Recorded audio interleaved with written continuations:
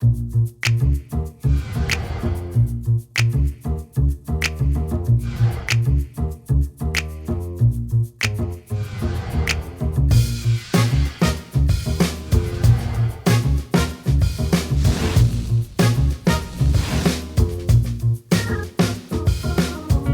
everybody. Hello, my people. Welcome to another episode of Bob Z Uncut Community Views, the podcast where we try to give it to you from a perspective of, let's just say, a little bit above grassroots, but not all the way above grassroots. So we have a very special guest in the house today. We have Lisa Cartwright DeVane. She was just getting on me about putting her whole government on the street, but you know, she's legit, so it's all good. She is the president of the Tidewater Chapter of the National Association of Blacks in Criminal Justice. And I was just thinking, like, how appropriate right now? You know, it's like, if the world was coming to an end, you might want to have the apocalypse, the National Association of the Apocalypse. But the way things are going there, and the way things have been going in our community, and just with all the criminal justice issues, policing, and all those type of things, this is a very timely guest that we have, and we're gonna just kind of delve right into it. And I've been trying to. We talked, and I was trying to get Mrs. DeVane on the show last year. Yes. A few times. I was like, okay, well, but you know. Man, we was trying to get rid of Trump, man. It got kind of busy, you know, trying to get rid of that fool, man. We was trying to get rid of him, and you know, but January 6th happened, and who knew?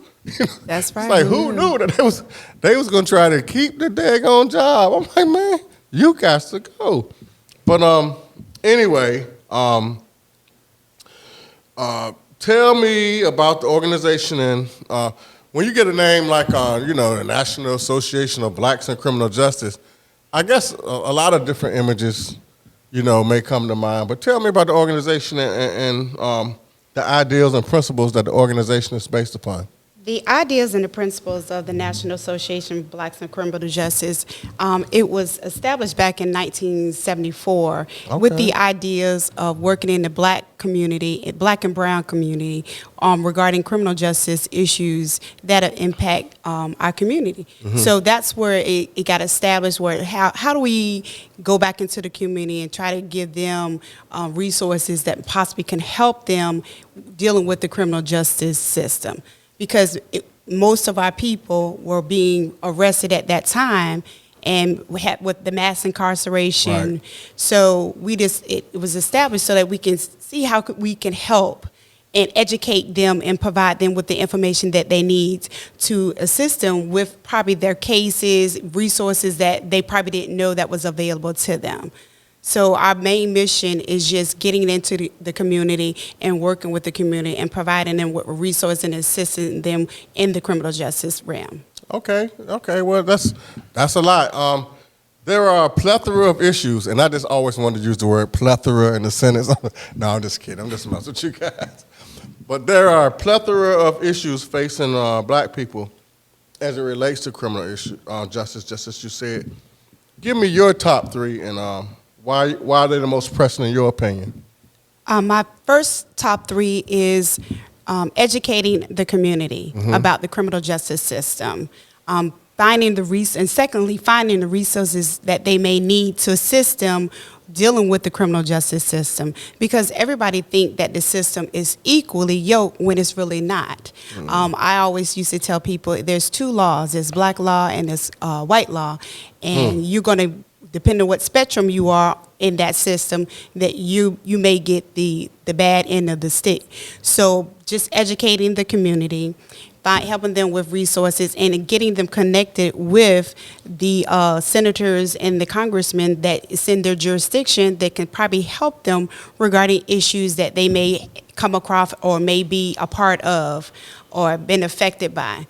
Law enforcement. Well, I say law enforcement because mainly law enforcement is sometimes the issue at times. So I think that's on the top of everybody's list, which is going to take me to, hey, the question says, the top of everyone's list in criminal justice is policing issues, that have reached kind of like the crisis crescendo, that seem to grow. It seems like it's like higher and higher each week. I mean, I guess just when George Floyd verdict came down, I think a lot of police, we was like, got the feeling that police were saying, so, then the next day they said, so, then the next day they said, so, and, it's like every day it seemed like somebody got killed. It was like, oh my God, and I think,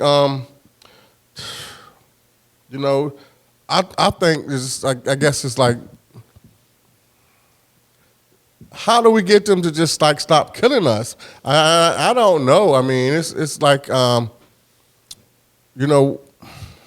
do you think? Well, first they have to understand that we're human. We're human beings. Wow. Okay. And that we're not here to harm them or take anything from them. I think for us as a black community or a brown community, they've always set the bar high for us. And every time they set the bar high for us, we always seem to accomplish what they set for us. And then when we get to a certain state, they always try to knock us back down in our place because they feel like we're out of line with where we're supposed to be at. And so first of all, they need to start realizing that we bleed the same color blood that they bleed, and we're human beings, and we have families just like they have families, and we want to make sure that our family have the best that they possibly can, just like they want their families to have the best they can. Right. I remember, I call it the summer of Floyd, which is complicated because we had the pandemic, and when George Floyd was murdered last year, and we can only have to say allegedly no more. This is murdered, although we saw it. But, when I was, I remember my whole attitude is shifted. Like, after, I've been to a couple of Black Lives rallies, I was like, when the police pull up, I was like, what? Really, and that was my attitude. And then, normally whenever I see a police car, first thing I do is take my foot up off the gas.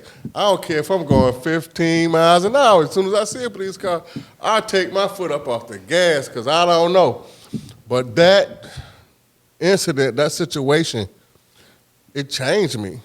I think it changed a lot of people. I thought about a time that when I was in law enforcement and I was taking my mother and my grandmother home to Maryland, and we got pulled over on 17. Now, I had a badge. I had a gun on my person with me.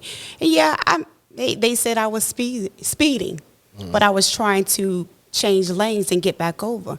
Well, when he pulled me over, the deputy sheriff was a little unprofessional, I would say. And then when I, try to say, hey, explain to what I was doing, he didn't care about my badge. He didn't care of what I was doing or why I did it. He felt like he could just degrade me as a human being and as a woman and as a black woman and someone who's in law enforcement. Because the last thing he said was, you should know better. After he gave me the ticket. Wow. And so to have him say that to me, and I said, well, I hope that when you come on our side, we give you the same common courtesy that you just gave me. So, I've always known that we're on a different lane than where they see us. And it was, I think another thing that transpires when my son went away to college and he had to go to he was in Alabama. Lord have mercy. So, no offense to Alabamians, but I ain't going. But he was in Alabama, and so we had to teach him, hey, when you get stopped, this is what you do. And so my ex-husband, he's in law enforcement, so, he even had to tell him, hey, this is what you do. Put your hands on the steering wheel. The talk. Yes, sir, always yes, sir, no, sir, show the respect. But why should we have to go those extra miles because we're black? Because I've seen a Caucasian, they don't talk like that. So why do we have to do all these extra steps just so that they won't harm us? And so that was my biggest fear with him being in that state, because I know they carry and that. Right. Yeah, you always got to be on the side of caution when you're dealing with an officer or when you're dealing with anyone that's a different race, because they see us as inferior or some type of angry person. Right. So you talked a little bit about, I know, tell us about your careers in criminal justice, and what are some of the positions that you have held, and what do you currently do now? I've worked in criminal justice for over 21 years. I've worked at the Department of Corrections, doing inmates appeals at the regional office level. I left there and went to the sheriff's office. I did law enforcement for approximately some time.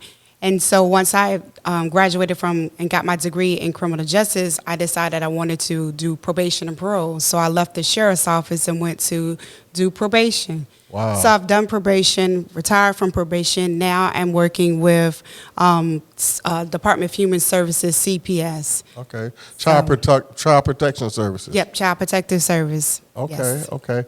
Wow, that's who I want. That's who I want for my criminal justice people. No, I mean, I just see that.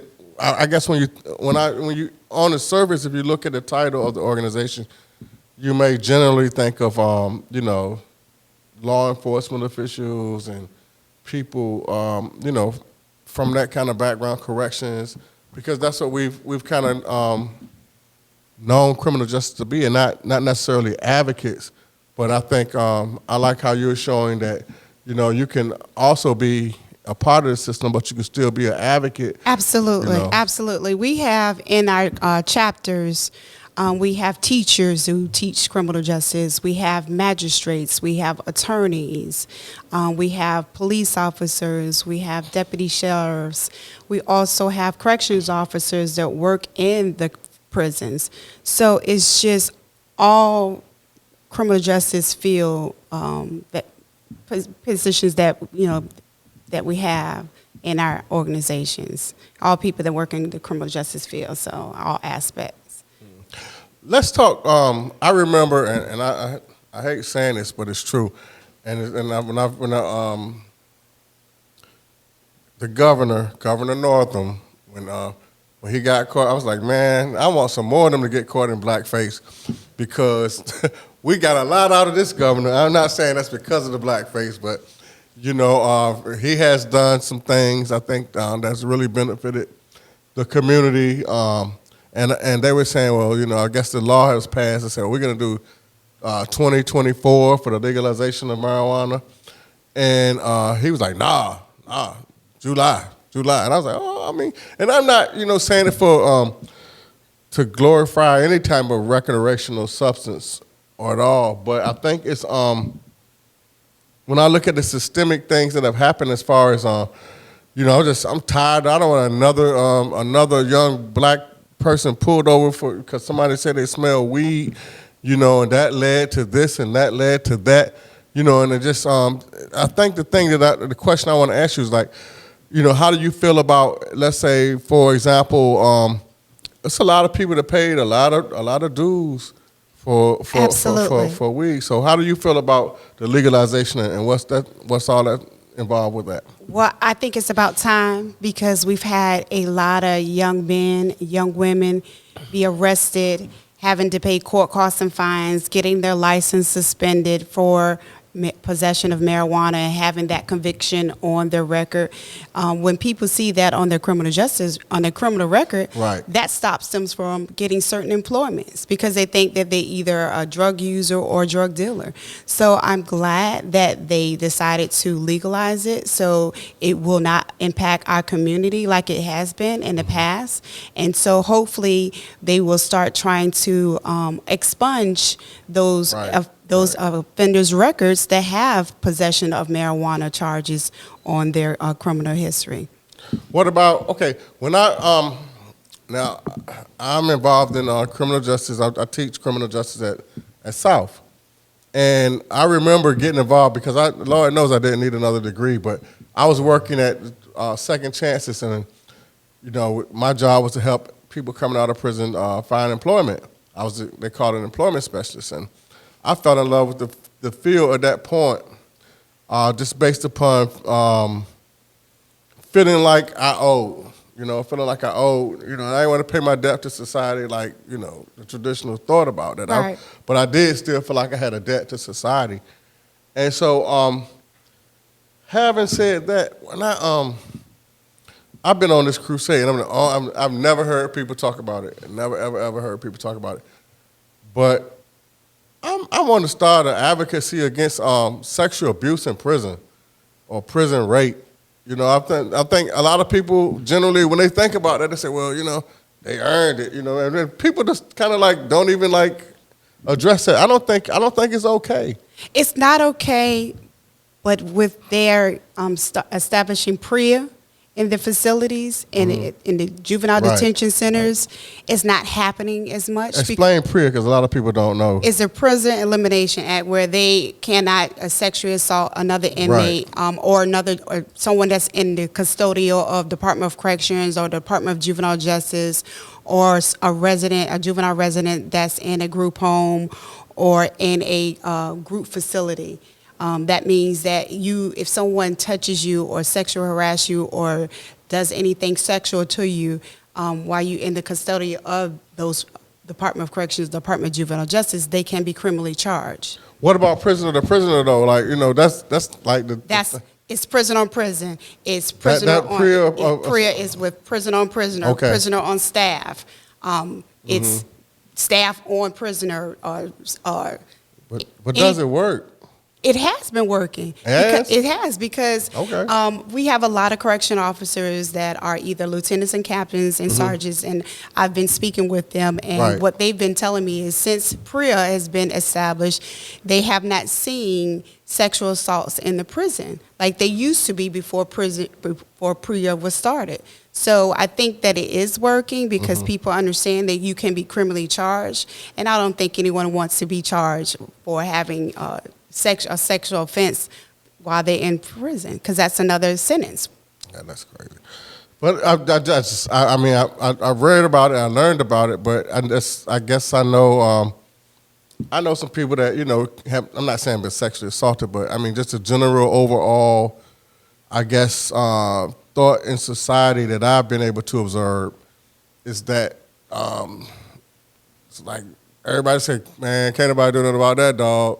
I mean, that's just what, it's almost seemed to like, people seem to have succumbed to like acceptance, and I'm not talking about, I'm just talking about like the everyday aura of it is like, so I was just like, I was just thinking that can't be, it's almost like the animalization of people, and then when they come out, you want them to, just like any other trauma that they've suffered through, and they come out now, you want them to be, rehabilitated when they've been abused, for all this long. So, well, what they try to do is when they do find someone who's been abused by a sexual assault by another inmate or by a staff, they do try to find them resources so that when they do come out, they can be able to function in the normal society without having that trauma to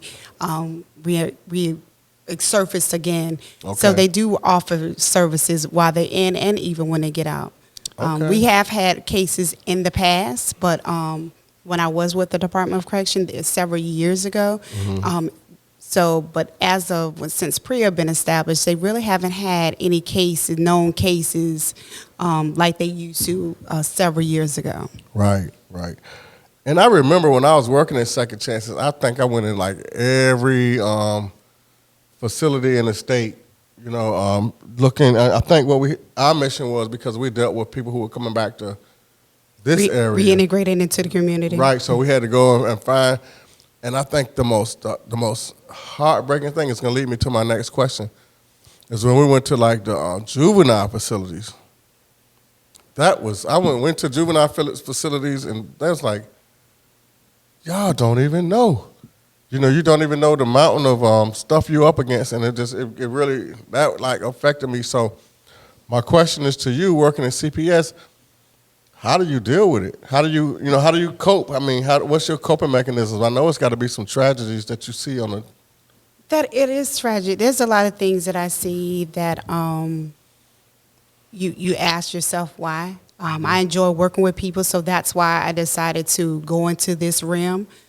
because I want to work with people, help them find resources to whatever issues or problems that they may have.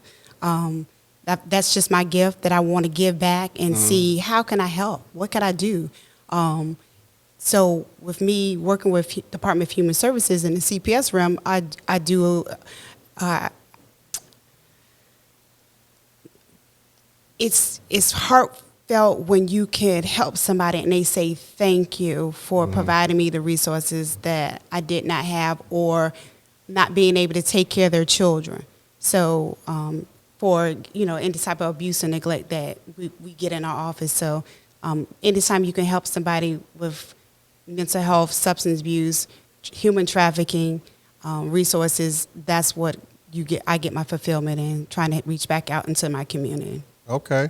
Well, tell me a little bit about the Tidewater Chapter. What events do we have with us that's going on now, and what are you guys doing to help the community? And okay, the Tidewater Chapter, I do a scheduled event for the whole year for our calendar events for our chapter. Starting in January, we do Justice Sunday, the Sunday before Martin Luther King, where all the members, we select a members church that we fellowship with in January. February, we do a raffle or do a basket for drawing for our scholarship that we have, the Clarence Sessom Scholarship Fund. And then we do fish fries that goes towards our scholarship fund that we do twice a year. We also hold a meet and greet where people come in and we introduce them to the community and what we do. We do fish fries and all this, and we do scholarship. We give away scholarships to high school students. So basically, like this year, our goal is to give away 2 scholarships for $1,000 to 2 students in the community. And basically just giving back to in the community. We do holiday baskets. We're going to do a garage sale where the proceeds are going to go to the scholarship fund. So we just try to hold as many events to educate the community as to what we do, and our main goal is to give back and reach back into the community. I also came up with an idea of donating some tents to the homeless in the city of Norfolk. Oh, wow, that'd be nice. Yeah. So basically, we just want to give back and serve our community. That's our main goal, is serving the community that we come from, and let people in our community see, hey, there is somebody who came from where I came from, and they flourish and doing good in the criminal justice field. On the national level, the organizational national level, what are some of the initiatives that's going on nationally? It's pretty much the same thing. Holding criminal justice forums regarding all the things that's impacting the black and brown communities. Doing drive community, like yard sale drives and fundraisers to give back to certain homeless shelters or battered women's shelters, just reaching back into the community and just supporting them the best way we can and volunteering our time in the community. That's the biggest focus that I try to drive on. Okay. One of the things that kind of like gets under my skin is that whenever there's like a police shooting of an unarmed black person, unarmed black person. I never heard it the other way, but they always say that it's my training. It was my training. So I got into this real discussion about being, the young lady who was killed, that she had a knife, and so they were saying like they're trained to shoot center mass, period, and and I was just thinking, well. I remember being in the Army, and I had to qualify as a marksman. So, I mean, it's like you can't just keep blaming it on the training. So why not why is it so difficult to change the training? Well, the training, I mean, when you're in a position like that, you are trained to shoot center mass. I was a marksman when I was in law enforcement. However, we also had another tool that we utilized, which was the taser. That's for less lethal. So if we focus on less lethal than trying to kill a person, then if you want to shoot someone, then you shoot them in a limb, Right, that's what I was saying. an arm, a leg. But if you're a marksman, I think it can be done. it can be done, because if you're trying to just put them down, you can shoot them in a limb. You don't have to do center mass. Right, that's the whole thing. Is it like they're saying, every time you pull your gun, I'm trying to kill you. I mean, it's like every time I fire my weapon, and it's got to be center mass, and that's a fallacy. I think that's just a fallacy. Yeah, I think we need to focus on retraining. I think some of the personnel that get into the law enforcement field, they get in for the accolades. However, they feel intimidated when they approach a black or brown person, because they don't know what to expect. They don't know if that person is going to pull a gun out on them, Right, or what have you. So I think if we go back to training, and seeing people as people and not as animals, and don't be intimidated and think that race is inferior of their other race. I agree 100%. One of the things I like to see done, and I've been an advocate of this as well, is that out of all of these occupations, they don't require not even an associate's degree. And so, and I talked to the sheriff, and I talked to some police administrators, and I'm saying, well, if you really want to, we have HBCUs just in this area. We have 3 strong HBCUs, 4 if you want to count Virginia State. We have Elizabeth City, Virginia State, Norfolk State, and Hampton. Right. That each semester graduate a plethora of criminal justice majors. Absolutely. So if you want to really recruit, and you want to recruit people that look like us, but I've never seen, I guess just maybe like a HBCU criminal justice job fair. Absolutely. You know? So that was something that I kind of like tried to push I think that's forward. a good idea. Yeah. Because you get more of people that look like them, that's in position Right. of authority. Yeah. And so you can make a difference in the community and change people's mindset. But again, I can recall a time when they had community policing, where the officers go in the community and they walk in the communities. So I'm not sure what happened to that, because that's how you engage. That's a big part of it. Yeah. Right. That's how you engage your community, by knowing your community that you serve, so that you talk to them, so they'll know who you are. And so they'll feel comfortable when they have to come to a situation in that community. Right. I was just on the last interview. I said every time we saw the police when I was a little boy, we ran. We just took off. It was just like instinct. It was just like, it's like just take off, and we ain't did a thing in the world. But it was just that whole belief that they're gonna get you. Absolutely. They're gonna get you, and it's kind of. It's kind of just stuck with us over the years, and it's even now. I go into any store, man, and I'm like, how old do I have to get before you stop following me around the store? I'm not still. Because of your color. Yeah, it's your color. Yeah, they only follow us because they think that we are the only ones who steal, which we're not. Yeah. The other race steal just as much as we do. Just like the other race, they have a lot of white collar crimes. We don't have a lot of white collar crimes, so we have a lot of white collars. We do have a lot of those. We do. We just so I guess being able to engage the race and know that we're not here to harm you. We want you to go home at the end of the day, just like we want to go home at the end of the day. So I think we just need to get back to the just engaging with the community. It's the biggest thing. Well, anything you want to leave us with, or any words of wisdom, or any you want to leave us with for a website or anything, or how can we get in touch with? If somebody wants to join the Tidewater Chapter of National Association of Blacks in Tidewater, let me say that again. The National Association of Blacks in Criminal Justice, the Tidewater Chapter. Yes, let me just elaborate that. We do have 4 chapters in the state of Virginia. We have the Richmond chapter, we have the Northern Virginia chapter, we have the Western Region chapter, and we also have the Tidewater chapter. And we basically serve from Suffolk, Emporia to Hampton to Virginia Beach. So we serve a lot of areas here. So if anyone would like to get in contact with us, you can go to our national website, our local website, which is NABCJ Virginia.org. That will pull up all the 4 chapters, and you can just click on the link for Tidewater Chapter. Myself, Lisa DeVane, is the president, which we have elections coming up in June. However, but we're still engaging in the community, and if anyone, just because the title says Blacks, you do not have to be African American to join our chapter, because if you're for the cause, then we want you to be walking alongside of us when we're out in the community and giving back to the community.